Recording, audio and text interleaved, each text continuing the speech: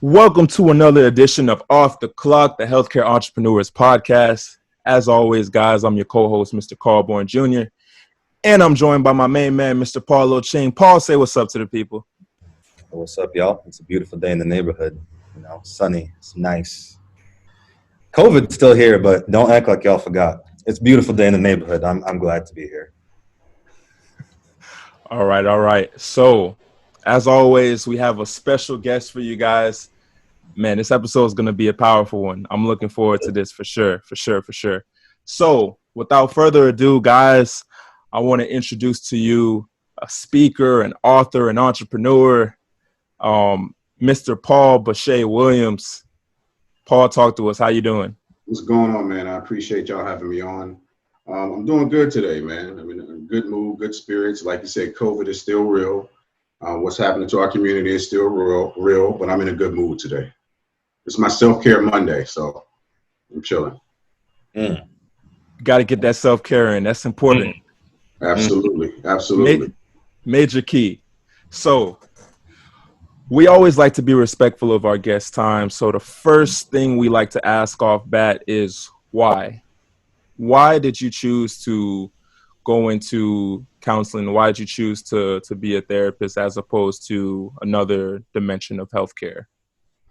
Well, to be honest with you, I started out by going to school for physical therapy. And I was given the wrong information. Somebody told me I had to go to pre-physical therapy school. I had to do all this stuff before I even get into the field. And when I heard that, I was like, absolutely not. I'm not going to school before I go to school. So I was like, nah, I'm good on that. And then I looked into business. I knew I wanted to have my own business. And I looked into law as well. And so I was working my freshman year summer. I was working with my mentor, and he was running a therapeutic camp. And so by the beginning of the camp, I was an admin. So I was just doing all the notes and stuff like that. By the end of the camp, I was a counselor. And I was like, okay, this is it. This is what I wanted to do. And then my first class I chose when I went back to school, my sophomore year, was a marriage class. So I was like, I love everything about relationships. And then it started to make sense. All my friends have always come to me with their issues growing up. I've always been the one to kind of help out, to help guide people, whether I'm just connecting them with other things or whether I'm just listening intently to what's going on with them. Even family members came to me to kind of like throw stuff at me to see if, I can help them. So it started to just like my purpose just started to make sense for me. And then from that point on, it was just nonstop. And the whole therapist part is essentially from my mentor. He was a social worker in our neighborhood. We lived in the hood. He was a social worker, white, gay, redheaded man that came into our neighborhood. And he pointed me out. He said, I shouldn't be here. You should.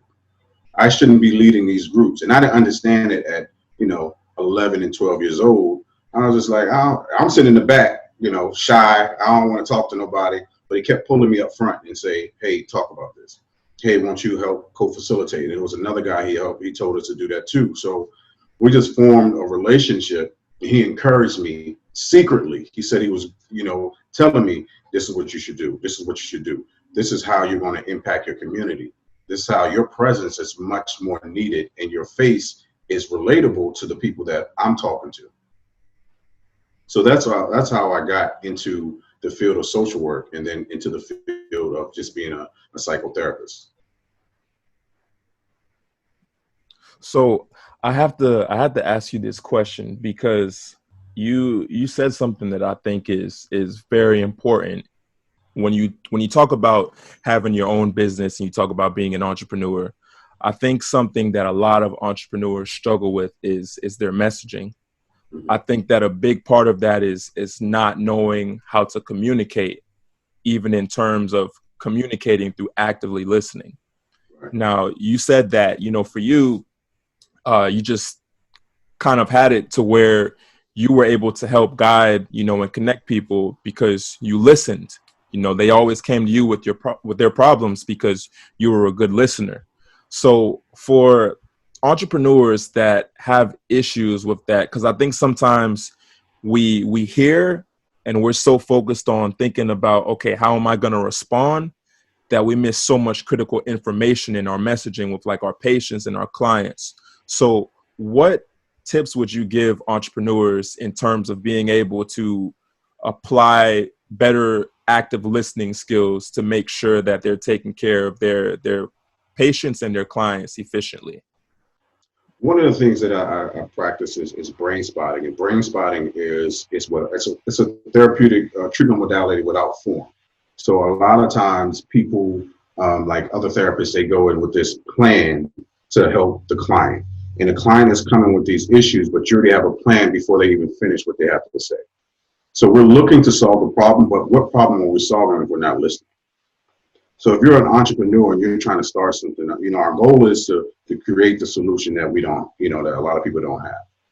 But I can't create and be effective if I'm not sitting back and really listening what the person in front of me has to say. And it's applied through all types of relationships.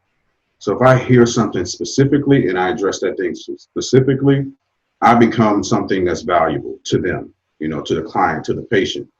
And I think we really need to do is, we get so excited. It's like, I want to start this business. I want to make this amount of money. I want to do this and to do that. And we set our goals on that particular target, but sometimes we miss things along the way. And then sometimes we feel unfulfilled when we get to that, that level that we're at, because we miss things along the way. We miss opportunities for growth, expansion, not just financially, but like personally, emotionally, psychologically, spiritually, all those different things sometimes we miss because we're chasing a specific number.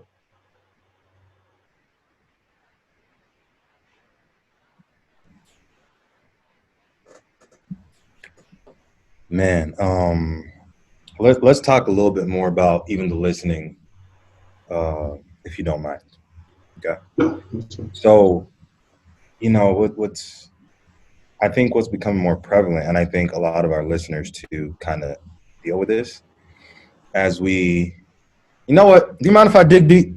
No, go ahead. Let's dig deep. You know what? We're digging deep. Okay. So let's do it like this. I think on so many fronts as entrepreneurs and as aspiring business owners, whatever, we tend to pre-plan our goals, business plan, right? Obviously, you go to the bank for a loan, if you got to do that. But they're like, we want to see what you're going to do over the next set of years. You're looking to get people into your practice. Like you have to have a set of plans. But at what point do you think we should, or what point in the entrepreneurial journey do you think a lot of business owners should just take that moment and like take stock of like, yo, before I even do all this, I need to like kind of put my ear to the street and figure out how to even create that plan? So I think that's constantly happening. Of course, when you got the idea, you write down with the idea, your vision and your mission and how you're going to get there. So you write down your steps and what you need to do to get to the point that you want to be. So where's my listening start? Where am I connecting my ears to the street? It's consistently happening. So I'm paying attention to, I'm finding a mentor. I'm listening to that mentor. I'm finding more than one mentor. People think that they need to get one mentor and that word is golden because they're successful. If you connect with multiple people, like I have like 5 different mentors, and some of them not even in the same business that I am. I'm just absorbing what they're doing. I'm absorbing what they're saying, and I'm trying to build myself up so I can be a better entrepreneur, a better person, even before the entrepreneur, like I'm just a better person so I connect and I'm able to hear the things I need to hear. Like I don't have this ego where, I'm successful that I can't hear from somebody else. There's people who would say they're just starting who have more information than me. So why would I shun them and say, I can't hear from you because I'm making more money than you? There's so much value in just talking and listening and creating relationships, developing partnerships. It's so important that, like I said, continuously listening and learning. Man, I don't want to make the transition too quick, but just to kind of give a little light to for the people in school currently listening to this, going for counseling, going for psychotherapy, right? What are you saying to them to give them a head start, or even like help them avoid getting in their own way on this journey to like becoming a business owner? Because I think, apart from physical therapy, I think a lot of healthcare professions tend to push people onto the entrepreneurial route. So for the ones that are listening and they just need to hear, like, what do I need to do now before I get in my own way to make sure I get there? I grab the mentors. What do they need to look for in a mentor? What do they need to be reading or even just in taking in to put themselves to become a better person and a future therapist that actually listens? I think one of the things that helped me is being in therapy myself. So while I was in school, I was in therapy myself because I wanted to understand both sides of the coin. I wanted to be able to address my issues because a lot of times when we're sitting in front of clients, some of our stuff, we're triggered. There's transference, there's countertransference. So if you're in there and you're trying to be a professional at what you do, you're trying to be an entrepreneur, you're trying to be a psychotherapist in private practice or whatever you're trying to do, you have to model it. You have to experience it. Because now I have more empathy and connection with my clients because I know what it feels like to be listened to. I know what it feels like when a therapist is not paying attention to me and they already have this agenda of what they think it is, and as opposed to listening. I know what that disconnect feels like. So I don't ever want to be that in front of a client. So I think that's the biggest thing that I would say. Get into therapy yourself and understand the process for both sides. And a lot of times school, they don't teach you what it's like on the business side, right? They just teach you to go in and this is what happens. You work for another agency, like social work. We're just taught certain things and we go in an agency and then we learn something totally different. When we take our exam, like I had to go take a class because the class, we had test world versus real world. Nothing on that test is something that I would do in real life. So I failed my exam to get my clinical license twice because I was applying what I would do in real life or what happened in real life as opposed to what happens in test world. So we get caught up and we're so green coming out of school thinking, oh, it's supposed to happen like this because they said it in my class. This is what the book said that it was written in 1978. And, it's not real life. So I would say get on both sides of the coin, talk to someone, if you find a mentor, say, this is what I want to do. What were your experiences? And that's what we need, because a lot of times entrepreneurs, we like to tell our story. What were your experiences? As opposed to saying, teach me this. If I can connect with you on a emotional level or a personal level and say, what was your experiences like coming out? What do you know that you know now that you wish you knew then? What would you tell yourself in college? All those questions are important that we really have to ask, develop relationships with people. I absolutely love that because funny enough, I had a conversation earlier today with one of my friends that is actually already a licensed physical therapist. And I'm talking to him, about school. And I'm like, man, I don't feel like in school they really teach you like what you're supposed to do once you leave. Like there's a lot of things they don't teach you. They don't teach you the business aspect of things. They don't teach you how to have those tough conversations. They don't teach you about cultural competency the way they should. And so it's like you think about getting out of school and when you're finished, and for me it's like, all right, am I going to be prepared or am I just going to know like how to be a robot and I do this manipulation and I do that, or, and so I love the fact that you said that because I think there's a lot of things that school doesn't equip us for. And so my question for you is, even from like an entrepreneurial standpoint or from someone who's listening and they're starting to have those thoughts, like, I think I want to do my own thing out of school. Or I think I want to start my own brand. What would be some ways that you would tell them to get started? And also, I want to ask for you, when you got started, what do you think were like the biggest barriers that you kind of had to overcome? I think it was fear and uncertainty. So I managed anxiety. So that was one of the parts of that really struggled for me, like in the imposter syndrome. So I was always comparing myself to other people who were either at my level or at a higher level, or even, before I was. And I was just like, am I doing this right? Like, maybe I shouldn't. The overthinking, the perfectionism. And sometimes we just got to get out there and do it. We have to understand our purpose. Of course, you spend time with yourself and really understand what you want to do, why you want to do it, how you're going to do it, when you're going to do it, but sometimes we just got to do it because we prepare, and then we don't do it. We've been sitting there for a long time and just be like, all right, well, no, I'm going to release now. Oh, I'm going to do this. Well, no, it has to be perfect. Like when I started my YouTube a long time ago, it took me probably like 3 weeks to record one episode of my first episode. And then I got on, I was like, you know what? I'm overthinking it. And I even talked about that. Like the transparency is important too. Transparency and vulnerability and being willing to learn and being willing to be graceful with yourself because we're so hard on ourselves. So I talked about in my first video, I was like, you know, I had this idea that my first video was going to be like so amazing. Like I was going to have lights and all this type of stuff. And I was like, you know what? I'm overthinking. Let me just talk. So if I'm not talking about starting a business and if I'm telling somebody before me, again, finding mentors, but do it. You know, plan properly, that's fine, but don't overthink it because you're going to have mistakes along the way. Even if your plan on paper is perfect, life still happens because we can't control everything outside of us. We can only control what we do and how we respond to things.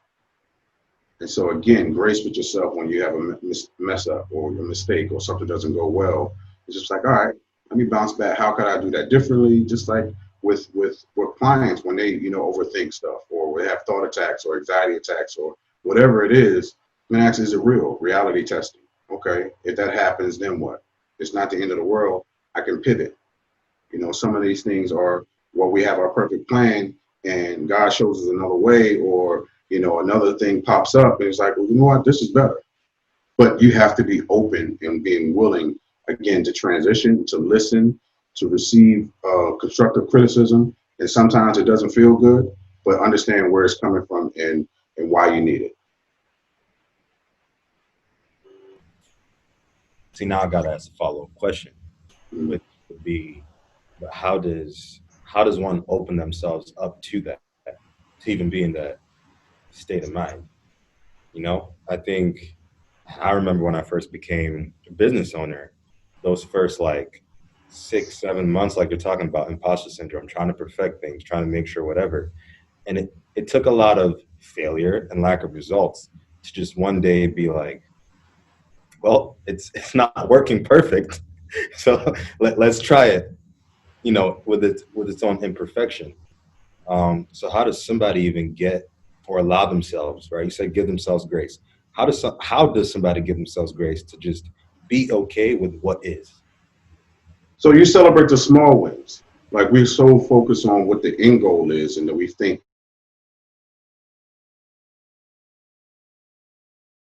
down. Just, you know, all those things are small wins, but they are steps to get to where you want. So if I'm open to celebrating those things, like today I did the other day I did all my notes in one day. It's like, all right, that's a win, you know. And people talk about that. Other clinicians talk about it, like literally post it on Facebook or social media and say, you know what, I need to go get some ice cream. I completed all my notes in one day. So if you're paying attention to those small wins and saying like, all right, that's good. All right, so I can transition, I can pivot, like I said, or, you know, when things do go bad, it's just like, I'm open, like I need to talk to somebody. I need to accept feedback. Sometimes I need to slow down, and sometimes I need to pay attention to today as opposed to looking what it looks like in a year.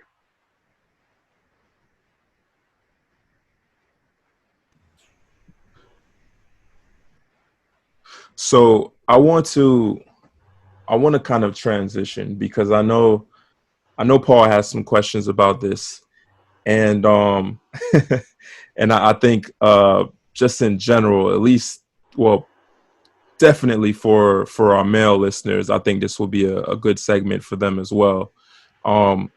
Dear future wife, talk to us about that. How did that come into fruition? What was your inspiration behind that? And why, you know, why that title?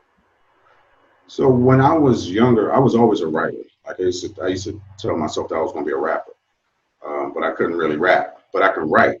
I used to tell myself I was going to be a singer, but I had no voice for singing. But I can write songs, like music and everything. I just loved everything. And then I would hear a beat and I would just write to it. And so I also loved everything about relationships. and I knew I wanted to be married one day.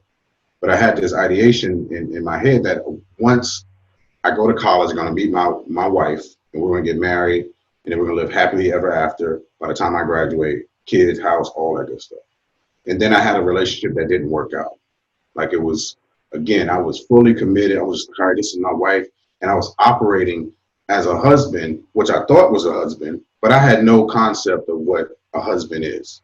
Right? All I know, what I saw on TV, what I read, some points from my dad, but it wasn't like I wasn't mature enough to be nobody's husband. So after that relationship failed, I started writing. I was just like, Dear Future Wife, because I wasn't willing to give it to anybody, any serious relationships. And I was like, again, I see how everybody's rocking in college. Like, it's no serious relationship in college. That was my mindset. But that was also my protection, my mechanism, my defense mechanism, because I didn't want to get hurt again. So I was like, I'm just going to write these things. And I kept a personal journal. And it was like, Dear Future Wife, I'm going to do this, do that. And then I started putting it on like Facebook and social media and stuff. And then I wrote a blog. And the blog was Dear Future Wife. But I talked about finances. I talked about business. I talked about it. But everybody loved the Dear Future Wife. And then the person I was dating at the time, she was like, you know what? You should turn this into a book. Well, actually, let me take that back. The person at the time saw my journal and said I should make it a blog. My mother saw my blog and said, that's your book right there. And that's when I started writing the book. And so that's where Dear Future Wife came from. And it came from questions that men ask.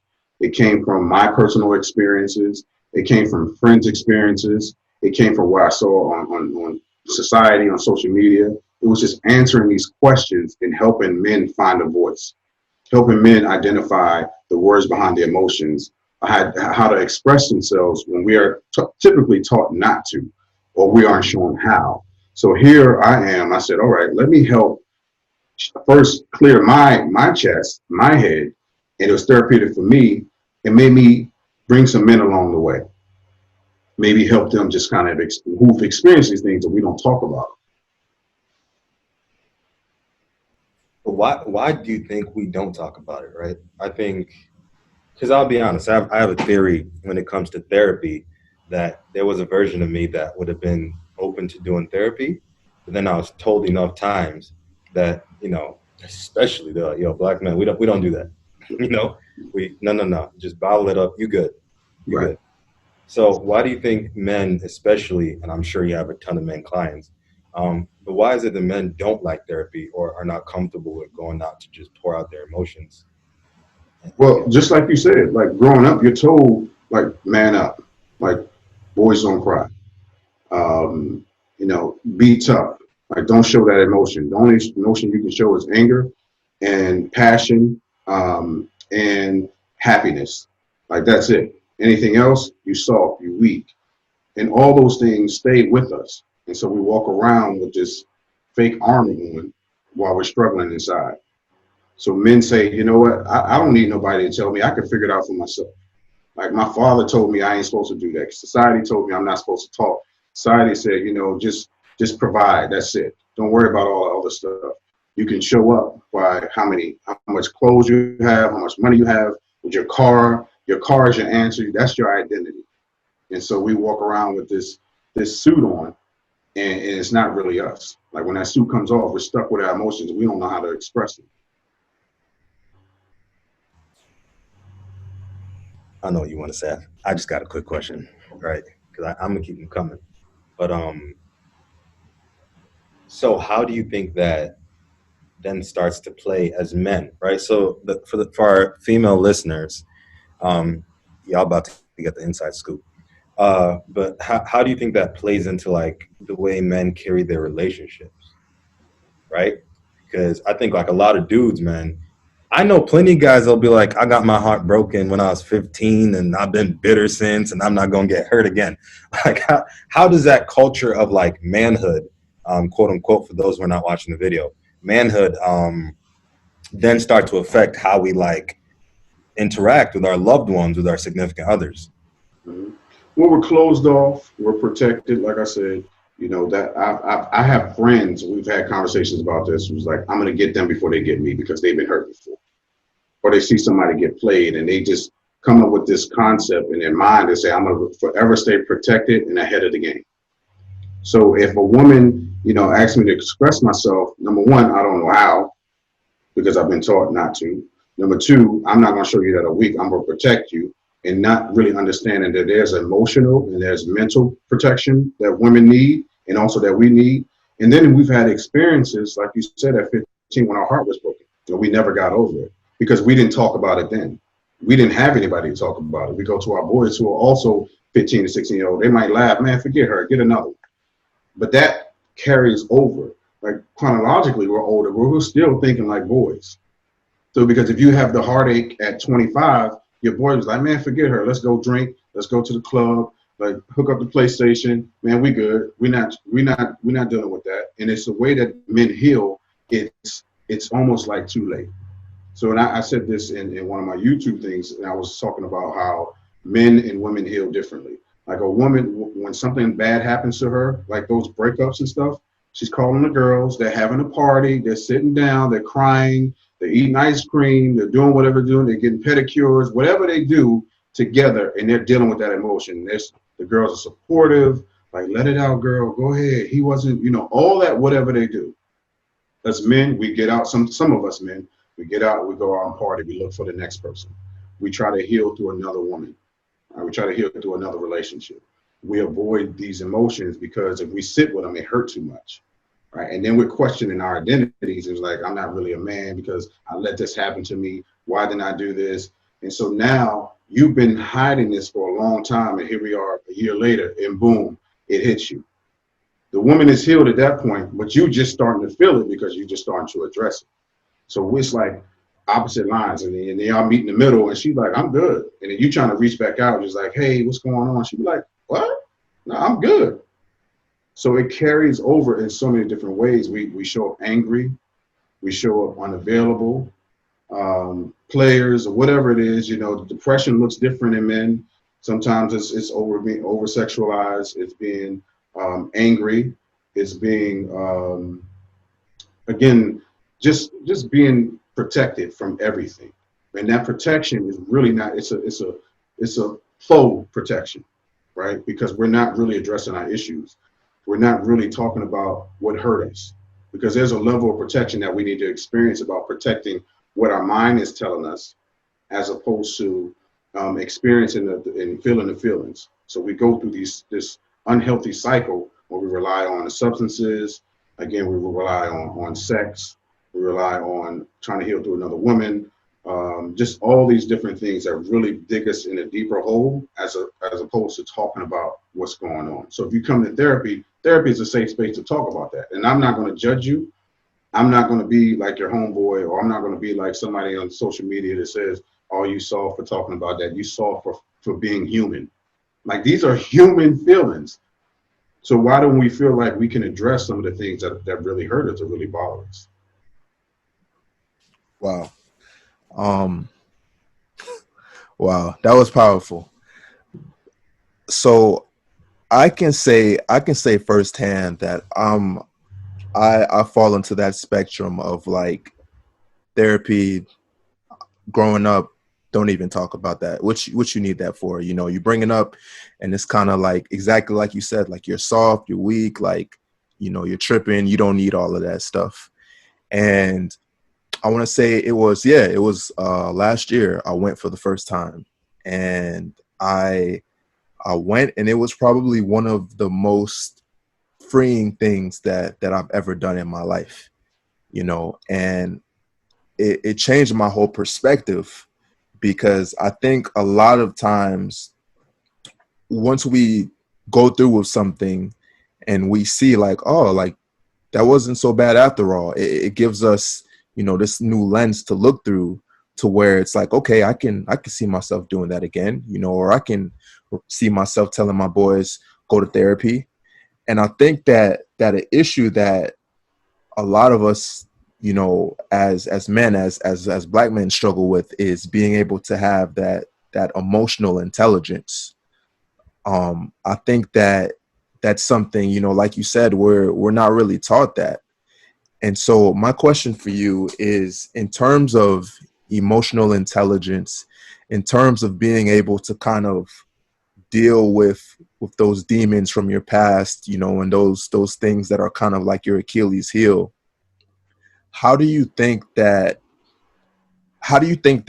we can allow ourselves to deal with those things so that we mentally are in the right place to come into therapy to deal with them publicly? Right. So understand that the problems and the cycles that you're continuous to go through will remain there until we address them. Like it stays at, I always say, it stays at your address until you address them. So if I say I want to do something differently, I need to operate differently. If I've never been to therapy, if I never talked about these things, so maybe I should try therapy to talk about these things. And you got to find somebody that you're comfortable with. So if you're thinking that, you know what, this is happening over and over again, I don't want to avoid it. I'm tired of feeling like this. I'm tired of drinking it, you know, trying to drink it away. I'm tired of trying to sex it away. I'm tired of trying to party it away. Let me go talk to somebody. And the person I talk to won't share my business. You know, that safe wall, that safe space is where you keep your stuff, right? It's not like you're telling in the world. It's not like you're telling the public. You're telling a person that's there to listen to you, that's there to help you, that's there to guide you. And sometimes it's not all about my feedback. It's all about you getting it out. So if something happened to you when really young and it pops up, you know, randomly, right? You're just chilling or this thing keeps popping up. It's like, ah, and then you respond, you know, you feel it in your body. You just respond with like a, you know, a shoulder shrug, or, you know, you feel chilled or whatever it is. That stuff is real. Like those are traumatic events that you've experienced. They don't just go anywhere until you talk about it. So I'm just encouraging people, and I do that because I share a lot of my stuff. I share a lot. I'm very vulnerable online because I want people to understand that vulnerability is not a weakness. I want people to understand that the things that happened to me before, the bad decisions that I made, don't dictate who I am today. So now I'm no longer fighting those demons that are hiding. They're out there. Like, I see you, like, that's it, but you didn't defeat me, but I'm going to move differently on purpose. And I'm going to have somebody to talk about it. And just bounce it off sometimes. Sometimes it's just a release of that thing that you've been holding on for a long time. I think that's a perfect transition to, talking a little bit more about your book. So, as I mentioned before we got on, and if you haven't gotten the book, by the way, Dear Future Wife is selling everywhere. And so we're going to put the link to the book and all your info in the show notes and everywhere else we promote it. But in the book, there's a section where you said, I've never been married, but I've been divorced, I think, like multiple times, right? Yeah. And talk to us a little bit about that, because I think we need to hear that from the front of being just men, and then being like even business owners, right? Just being married to ideas for business, stuff like that. Talk to us a little bit about that. Yeah, so I wrote that because, when you commit, my idea of committing into a relationship is all in, right?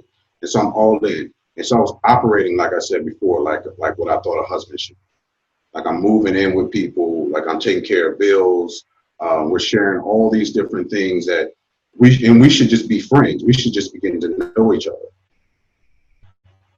And so you're investing so much into these relationships, and then all of a sudden the relationship fails. You're doing everything marriage looks like, but then it fails. So we never got the marriage, but it felt like a divorce. There was financial things that happened that we had to split. There was, of course, the emotional and the psychological aspect of a breakup. And then there was just a transition, sharing family stuff, all those different things that we commit to. We were doing cookouts together. We were staying over families' houses, and I had people live with me because they got into financial problems, and I was like, I'm gonna take care of you, because I had this idea in my head. That's what a man does. I'm a provider. I'm gonna provide for you, so you'll be all right. I understand you lost your job, but move in. I got you. So I understand that something happened in your life and you got hurt. I'm gonna take care of it. I'll make sure you're all right. When that responsibility should be with their family, as opposed to me.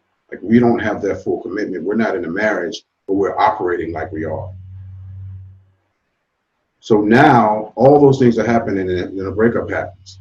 And so now I'm looked at as a failure for me because I commit to things and I don't like to fail. So I have this extra pressure on my head. I'm just like, Another failed relationship. Wait a minute, I'm Mr. Dear Future Wife. Wait a minute, I'm helping all these relationships around me, but my relationships aren't successful. So they felt like it hit deep whenever a breakup happens, because again, people are looking to what I'm doing. People are looking to me for help, and I'm fixing families, and then mine aren't well. So with so many different layers to it, when I say that, it felt like a divorce. So I have to ask this question because we're about to go deep on this. So a big topic, a big issue that I kind of see in most relationships nowadays is this notion that if you're with someone at a certain age and you've been with someone for a certain amount of time, a couple years, that you're working towards marriage. And you kind of talked about the notion of how you assumed, like, it's cool, like, I'm gonna take care of you, like, you're having financial issues, like, that's what a man does, like, I provide, I take care of you, I'm gonna make sure you're good. But then you realize, like, that's not my responsibility, like, that's your family's responsibility. And I think a lot of us men struggle with that, because in a way we kind of associate us taking care of them as like a symbol of our manhood, and an opportunity to prove, like, yeah, like, I'm the man, so I think there's probably a big amount of ego that goes into it. But my question for you is, how do you navigate a relationship where you're interested in being with that person long term, like, you're interested in being with that person in the future at in the capacity of a husband or wife, but in your mind you're saying, okay, I have to prepare for that now, so I need to be doing the things that a husband would be doing, or I need to be doing the things that a wife should be doing before, so that things are smoother, once we make that transition. How do you balance being able to navigate a relationship without, I guess, overstepping in a sense? Because technically that's not your husband, that's not your wife, but at the same time, you don't want to come off as insensitive or you don't care. Mm-hmm. So the biggest thing is that we got to communicate more. And I think a lot of us men go into this courting stage when we should just be getting to know someone. So we already have this idea of, even if you say, like, and I want to get married, so I'm treating everybody at day one as my wife. Like, I'm doing all this extra stuff to prove to you, my ego, like you said, that I'm a husband. But we don't know each other. We misuse I love you when we should be saying I like you a lot. Like, I'm learning to like you. We jump into that because that's what we're supposed to be told. We're supposed to tell a woman that I love you. Because if we tell them I like you, they look at us sideways and like, what do you mean you like me? You don't love me yet? No, not yet. Because I'm trying to understand you. I'm trying to understand if I can be there for you, if I can trust you with my stuff. Because there's so many things that come out in marriages, and people have conversations way too late. They're in a marriage and talking about something that they should have had on their first date, that they should have had, when they were courting, when they were just, doing whatever. They should have had these conversations. So if I'm saying this is my goal, I'm looking for a wife, right? So that's the thing. So that's what I want to do. But you have to give yourself an opportunity to build a relationship with someone. You have to be able to hang out with them and really understand them. And we also have to have this, I guess, the confidence to say no to certain things. We lack that sometimes. And I think sometimes I'll say this just to transition something that came to me that I wrote the other day. And I said, a lot of men don't intentionally hurt women, but we don't know how to not hurt women. So that's why you see so many men who get in relationships and don't know how to say, I no longer want to be in this relationship. So as opposed to telling her that because we don't want to hurt her, we operate as if we're not in the relationship. We do things to help the woman make the choice to end the relationship. Or if we're not getting something in the relationship, as opposed to talking about it, we look for it outside of the relationship. because that one thing that's missing in the relationship, but we think she's a good catch. She has all these other things, but she's missing that one thing. So we get it outside the relationship, and that destroys the relationship. Because again, we are not taught how to communicate. We're not confident enough to say that, hey, this might ruffle some feathers, but there's a difference between discomfort and pain. So let's talk about it.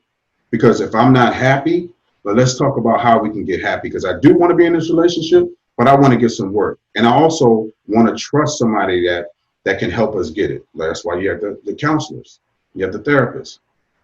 I need to know the words I need to say because I don't want to hurt you. So I'm trying to do this so you can get it, so you can understand. I want to understand you. I want you to understand me. So if you're in this place of saying I'm dating, and being honest and allow the woman to make the decision because make some of the decisions, because if I ask you a question and say like I'm dating multiple people and I want you to know, then you have the opportunity to make a decision. If you tell me you're okay with it, you have to be accountable to your word just like I have to be accountable to mine.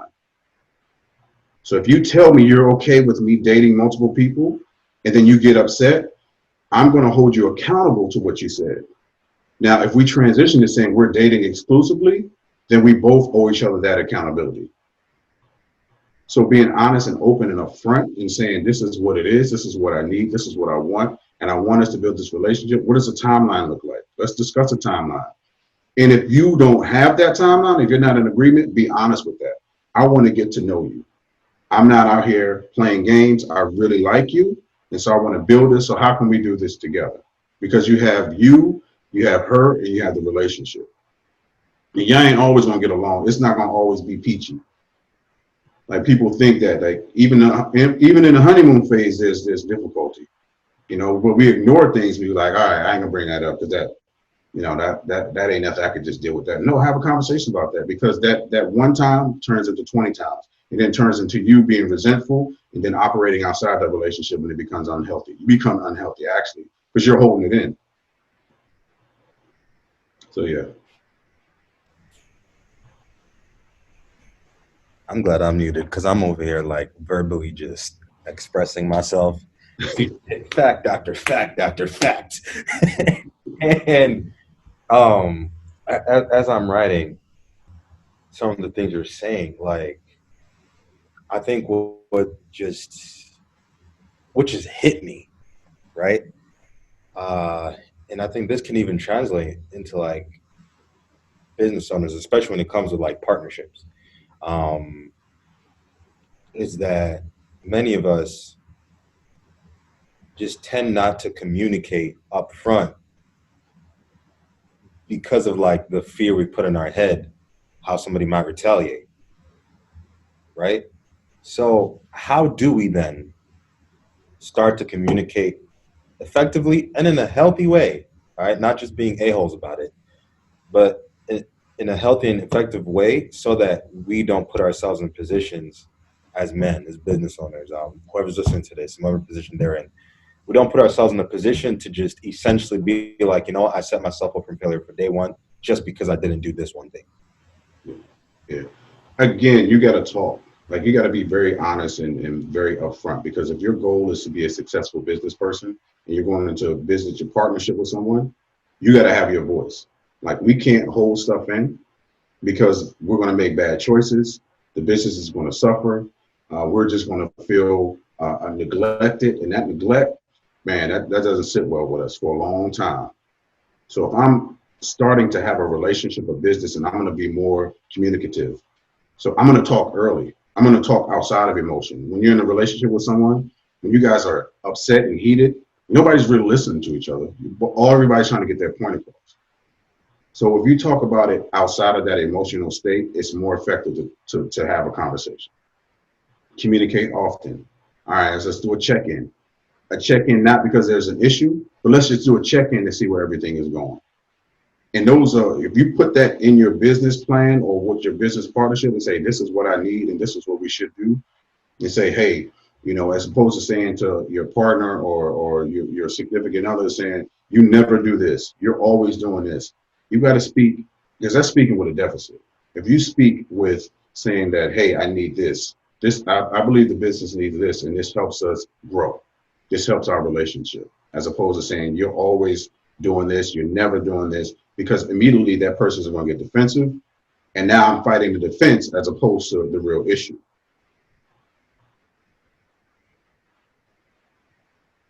I want to know because and then after this we'll transition. But I have to ask you, because you mentioned earlier about that transition from I like you to I love you, and how that has to come from you being able to get to know the person first to really see, like, can you handle me? Can you deal with my baggage? You know? So I want to know what is your opinion on people that say things like, when you're ready to marry someone, or when you think you found, quote unquote, the one, that you just know. Like, is that an actual thing that you just know, or is that something that you think is a trial and error process throughout, maybe not just multiple relationships, but that particular relationship with the person who's deemed as the one? I think it's a combination of all things. So if you're saying like you found the one, then you got to put the effort towards it, right? If you have your experiences, you'll find the one when you know yourself, when you know who you are, then you're able to see the one, as opposed to seeing a person that's satisfying a specific need, like dating from a deficit. So I'm going to date somebody differently. Like the last person I dated, maybe they didn't have money. So now I'm going specifically out of the thing that was missing in that relationship. Now I'm dating someone who has money, but there's other flaws inside that relationship. There's other things that I'm seeking outside of myself when I should be seeking within myself. So and you talked about the transition between I like you and I love you. And I was laughing because, you can like someone a lot, and then you can not like someone a lot. So what love does, it handles both. So if you love someone, you can love them through disliking them, because that's what a relationship is. Because not everybody gets along all the time. So if you really love them, it's action. Love is in action. So when I'm saying I love you, even when you get on my nerves, even when I don't want to talk to you, like, but I still love you, but I'm gonna let you go tonight. I ain't rocking with you tonight. I can't talk to you. I need to process some things. I need some time alone. But when I'm in that time alone, I'm looking for things that help me love you more. I'm looking for the things that help me like you. I'm looking to express myself and say the things that I don't like that I really want us to work on. And I really understand that it's never going to be perfect, but I can still love you even though it's not perfect. But even loving someone, you can say, I love you, but this relationship isn't working because I'm constantly being destroyed. I'm constantly out of my character. I'm constantly making bad choices out of my response. So I know I'm not ready to be in a relationship with you because there's a lot of triggers there and I don't know how to handle them unless I get some professional help, or unless I just know like this relationship isn't working. And we got to be honest, because love can tell someone it's over. But a lot of times we stay in relationships and we think we're in love, and we stay in abusive relationships. We stay in relationships that don't feed the things that we need for us to grow. We stay in relationships and we call it love, and we're not, again, growing, we're not connecting, but we're just staying in a relationship that we really don't enjoy being in. And we call it love. But if I love you enough and I know I'm not helping you, I'm not helping this relationship, then my love should be able to say, we need to end this. And then after the relationship, a lot of people, like I've had some people I've dated in the past, right? They tell me they love me in a relationship. The relationship doesn't end. I end the relationship, and they do some horrible things after the relationship. So I never believed that you've never loved me, because there's no way that you can tell me you love me and you're doing these things outside of it. You're doing these things when the relationship ends. So, and there's a lot of women who can't handle the rejection. And that's why a lot of us men stay in relationships, because again, we don't want to hurt them. We know how they respond, but we don't pay attention to those warning signs within the relationship, before the relationship, and we don't speak on them because we're toughing it out, right? Oh, that's just how women are.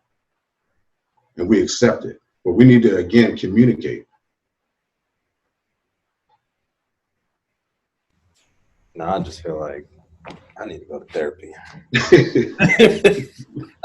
It's therapy right now. It's Right. therapy right now. Thank you for joining us on the therapy hour. No, that's real. That's real. And just the fact, like, when you just said love can sometimes mean telling someone it's over, right? Instead of staying in it and keep continuing to call it love, I think that even muddles in our idea of what love is. And then we start looking for, like, what's the most safe version of it that didn't hurt me that I had once before. Yeah, there's a lot to unpack there, and we ain't got the time to do it. They need to come see you or see somebody and break that one down, me included. Let's transition a little bit, into some of the other stuff you do, because you didn't just do the book. Let's talk about the What's Good, Bro. Tell us a little bit about that.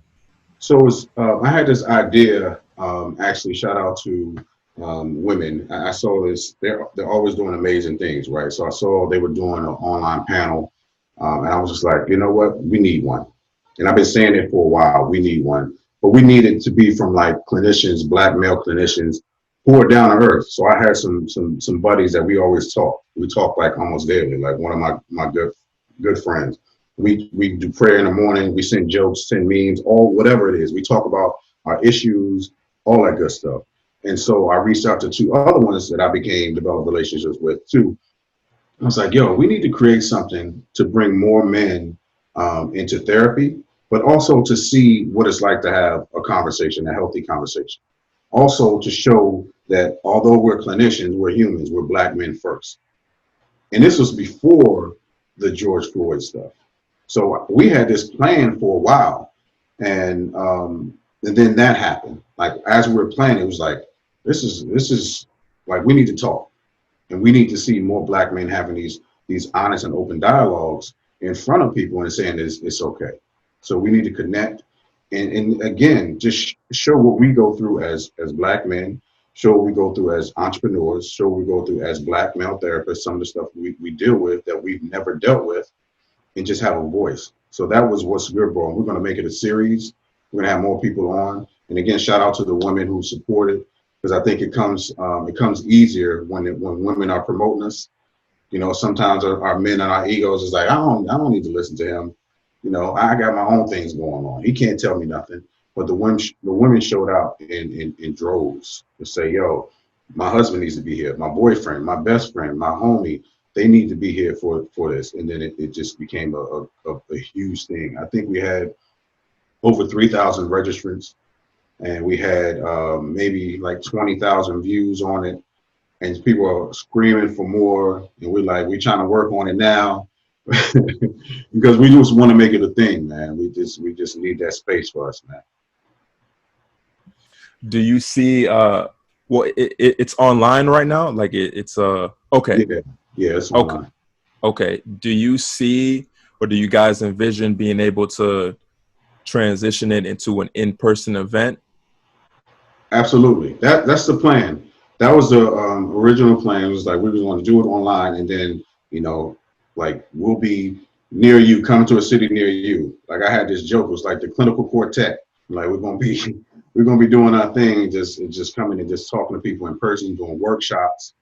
It's just having people experience what therapy looks like as a Black man, as a Black American in the U.S. with experiencing the traumas and all that type of stuff. I even go internationally and talk about the importance of therapy. I go to Africa and I talk about it. So it's so vital for us to just have these conversations and then not ignore them. Yeah, absolutely. I agree with that. I first off tip my hat to you, because that's impressive. That's powerful. And that's what the culture needs. We need that big time. And I think by being able to have an event like that's so empowering. Once you guys transition from it being online to it being in person, I think that's the type of event that, we'll start to see some of those cycles that we talked about during the podcast start to break, and those gears to start turning in our heads, that maybe I have some things I need to deal with, maybe I have some baggage that I haven't taken care of yet. So I think that's amazing. My question is for anyone who missed the last event, because it was a couple weeks ago that you guys had the event. How, like, is there a replay? Is there any way they can listen to the event that just passed? Yeah, it's on YouTube. It's on my page on social media, on Facebook. It's on Rayshawn Miller's website, which is ustressing.org. It's on all of our business pages. So if you just Google like what's bro, you go to my page, you'll see it on there on Bashea Williams on Facebook. My business page is listed on there as well. Okay, perfect. And then is there any right now any date for the next event, or is that just in the works right now for you guys? We're looking towards the end of July Okay. for something to do it. So we want to do it like quarterly, but we want to drop something at the end of July that's going to be beneficial to not just our community. It's for people to try to understand us, people who are treating us as far as like white clinicians or other clinicians of non-color, so they can get some training on how to effectively speak to us and treat us in the therapeutic space. But also it's going to be for the person who really just dealing with so many different things. We're going to give some tips and tools, some solid tips and tools to take home and to encourage them to get into the therapeutic space. So before we let you go, I want to ask you, what has been the most empowering thing or the most incredible thing for you being an entrepreneur? Wow. The freedom in also building trust in God, and not being dependent on the things that, that I thought I needed or people, just really sitting back and trusting God and going to prayer and seeing so many amazing things come up after I pray. So many answers being given, so many things financially just been showing up after I feel like it's a problem. I take it to God, and the next day is boom, it's there. Like magically, this money is in my account, or magically I get this client who wants to do this, and that takes care of anything I was just stressing about the day before. But it's so important for me and so powerful for me just to have the freedom and the control over my daily life. So now I get to spend some time with my son. I can show him what an entrepreneur is. I can show him, what hard work looks like and the results of hard work, and being in control and making the decision that, you know what, let's go somewhere. Let's fly out. The things that I didn't have growing up, to making sure he does. So it's just so many different things of just about being an entrepreneur and just being that example for my community. And it was like, yeah, you can do it, because I was stuck. I was just making a decision to stay in my previous job, working for a bureaucracy, working for a county. And I just felt myself I felt like internally I was dying, literally, because I was capped on what I can do. I couldn't be as effective with my clients. I couldn't, be personal with them. There were so many different things that I needed to do. And taking that leap of faith, the day that I left, I felt so free. I felt so free. And I can still, as much as energy that I was giving to them, 40, 50 hours a week, and then, still being confined to my effectiveness. And now I can do that with my own practice. Yeah, there's so many things. I'm out there going on a tangent, but yeah, that's pretty much it, man. That's it. If you had to pick a spot in your journey that's perhaps been one of the most impactful, or even the most impactful moment as you've gone through all of this, what would it be, and how has it changed the game for you? Well, I think for me, 2018, not too long ago, 2018. I was leaving the job. I was also ending a relationship. I was uncertain about, my practice and everything, because again, I'm leaving that security, that vacation, and all that type of stuff. And they took I think it was almost 200 hours that I was supposed to be able to cash out. They took that. So I ended relationships with siblings because of what they were doing. And I was really struggling with anxiety. But all those things, because I was trusting my flesh, I was trusting, I thought I could handle all those things. And then when I didn't have control, I just sat, I just prayed. And that was the most pain I've ever felt, but it was the most free I've ever felt coming out of that. Yeah. Paul, thank you so much. Man, I can't wait to go back and re-listen to this episode, because this was something that, hell, I felt like I was in therapy. I don't know about you, but I felt like I was in the therapy session. So,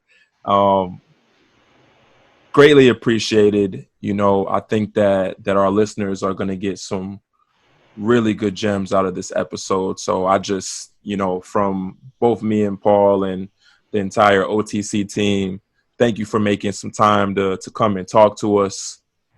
This was amazing. And before we let you go, for anyone who this may be their first time being exposed to you, what social media handles or what contact information would you like to leave with them for them to reach out to you? They can reach me everywhere at BasheaWilliams.com. You can go on Instagram at Bashea Williams. You can go to my website, which is BasheaWilliams.com. You can go to Facebook as Bashea Williams. Twitter is Bashea Williams. If you want to get some therapy, I'm actually full right now, but I can make a referral. You can go to heartsandmindcounseling.com. That's where you'll find me. You can get my book off Amazon. You get my book off. If you want to sign, you get it off my website. You go to my store MV. You'll see some T-shirts in there. You'll see my book, and I'll sign it. But pretty much everywhere. YouTube is Bashea Williams. If you just Google Bashea Williams, a whole bunch of different links will pop up. Perfect. Well, once again, thank you. We appreciate you for coming on. To our listeners, guys, we love y'all. We appreciate you. You could have been anywhere else, but you chose to be here listening to us.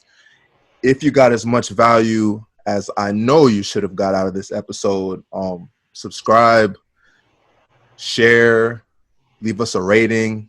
Please, we appreciate it. We love when y'all engage with us. We appreciate all the texts and messages that we get about the podcast. But with that being said, we will catch you guys next time. Until then, peace and many blessings.